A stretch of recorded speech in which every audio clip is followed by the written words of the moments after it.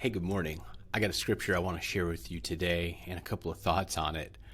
In the book of Luke, chapter 7, starting with verse 14, it describes a story where Jesus is with his disciples and they see a funeral procession. It says, soon afterward, Jesus went with his disciples to a village, and a large crowd followed him. A funeral procession was coming out as he approached the village gate. The young man who had died was a widow's only son, and a large crowd from the village was with her. When the Lord saw her, his heart overflowed with compassion. "Don't cry," he said. Then he walked over to the coffin and touched it, and the bearer stopped.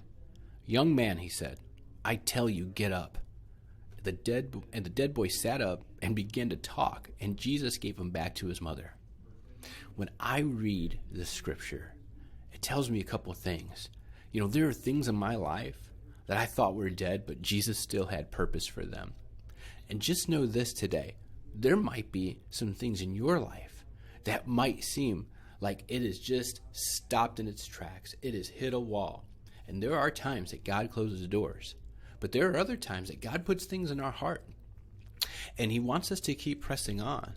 And we should lean into him in those moments, because there are things in our lives that we thought were dead, but Jesus still had purpose for them. There are relationships sometimes that leave us for a season, but God still has purpose for them. And know this, he knows when you're going through stuff. He knows when you're grieving. It says here that the Lord saw this widow. His heart overflowed with compassion. Jesus knows what you're going through. He knows what you're feeling. He's there for you, and he's there to comfort you.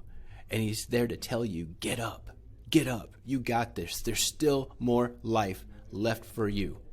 All right, I hope that encourages you today. What scripture are you standing on? I'd love to know. You can put that in the comments below. We'll talk soon.